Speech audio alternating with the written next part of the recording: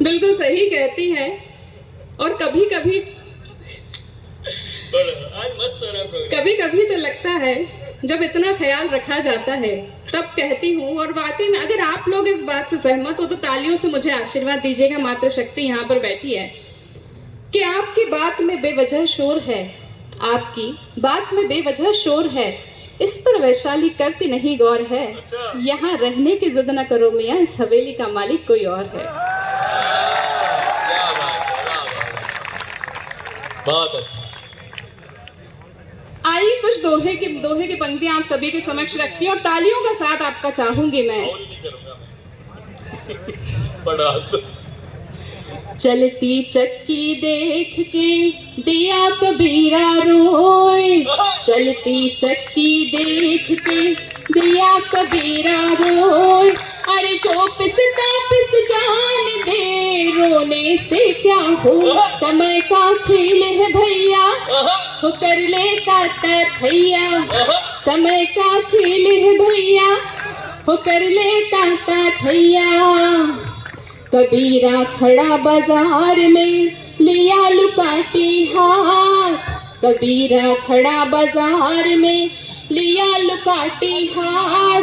अरे जेब हो क्रेडिट कार्ड तो चले छोकरी साथ, साथ में चलेगी सासू, आइडिया रहेगा धांसू, साथ में चलेगी सासू, आइडिया रहेगा धांसू। और देखिए जब पति पत्नी के बीच में द्वंद्व युद्ध चलता है, शीत युद्ध अक्सर हर घर में चलता है, तब पति और पत्नी एक दूसरे से बोलचाल बंद हो जाती। भाई साहब बिल्कुल अभी अभी होके आए हैं क्या? शीत युद्ध के कारण ही आप यहाँ पर 1:45 तक बैठे हैं। धन्यवाद नगर पालिका परिषद को कि आज यहाँ कवि सम्मेलन रखा है। तब सुनिएगा, निंदक नियरे राखिए आंगन कुटी छबाए, निंदक नियरे राखिए आंगन कुटी छबाए।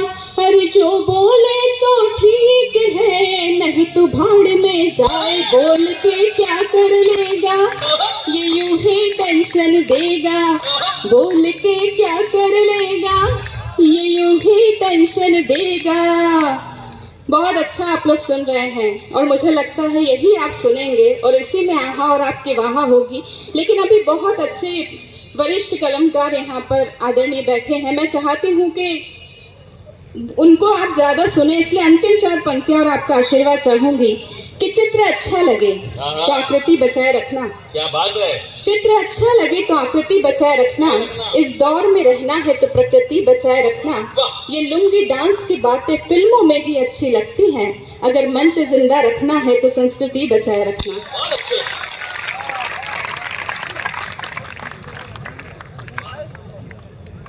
बहुत बहुत धन्यवाद वैशाली जी, इन्होंने बहुत ही टाइमिंग के साथ अपनी परफॉर्मेंस को यहाँ पर दिया।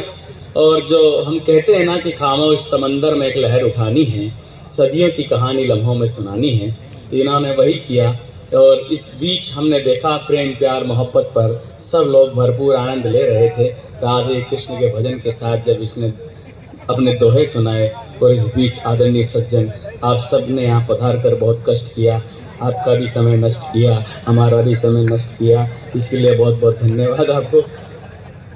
मैं आभारी हूँ कि आप कवि सम्मेलन का बहुत अच्छा सुन रहे हैं। मैं जिस कवि की भूमिका में यहाँ पर खड़ा हुआ हूँ, बहुत थैंक यू सर। ये कितनी हमारे हिंदी कवियों के लिए, हिंदी कविता के लिए गर्व की बात है कि बुजुर्ग लोग भी रात को मेरे ख्याल से 11:30-12 बज गए होंगे, 1 बजे तक बुजुर्ग लोग अगर जिस शहर में कविताएं सुनते हो तो इसका मतलब है कि यहाँ संस्कृति को कोई खतरा नहीं है। वैशाली ये नोखा है कि संस्कृति को बनाए रखता है, बचाए रखता है और बढ़ाए रखता है। हाँ, ये नोखा। मैं एक ऐसे कवि की अगवानी में खड़ा हूँ, इसके पहले जो प्रेम प्यार के गीत सुना के गई हैं उस पर एक बात जरूर कहना चाहूँगा। इसी को आना जाना हो तो आ जाए चला जाए। जब बांसुरी कृष्ण राधा और इन चीज़ों को सुना रही थी तब मुझे वेणु गीत का वो बंद याद आता है कि वृंदावनम सखी भो वितनोत कीर्तिम जग देव जी सुत पदाम्बुज लब्ध लक्ष्मी गोविंद वेणु मन मत अष्टमयूर नृत्यम प्रेक्षाग्रसान्वपरितान्य समास्त सत्वम। घबराओ मत, अर्थ भी सुनाऊंगा।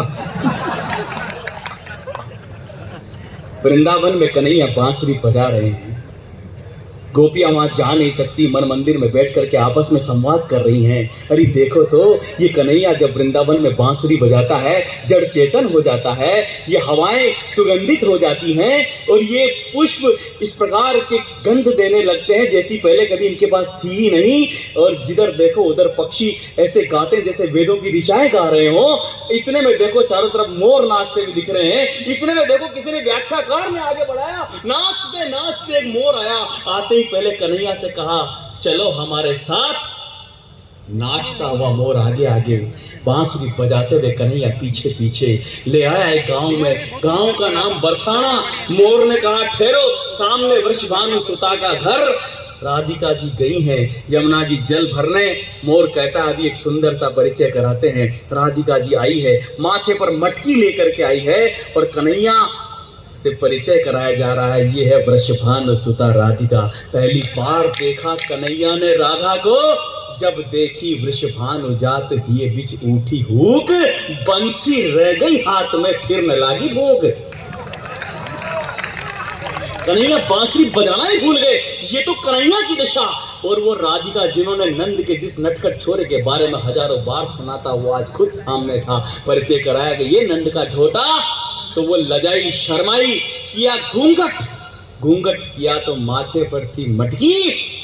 मटकी भर राधे जमुना तटकी, बिखरी जुल्फे गल पर लटकी। मटकी में थी रटना नटकी, आन मिले तो परी अटकी। अटकी न रही गति घूंघट की, फिर दाद सिर से डार दी मटकी। तो कटकी कटकी हो गई मटकी, कटकी कटकी हो गई मटकी, कटकी कटकी हो गई मटकी, कटकी कटकी हो गई मटकी।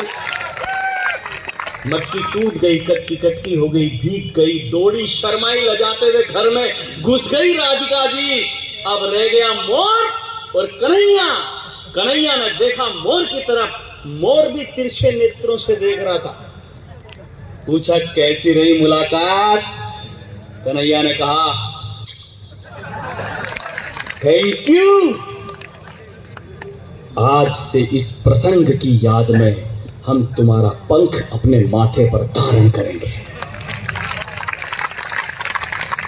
ये जो छोरे फिल्मों में नायक नायिकाओं की लिपटने चिपटने को मोहब्बत समझते हैं, मोहब्बत वो नहीं है जो फिल्मों में दिखाई जाती है।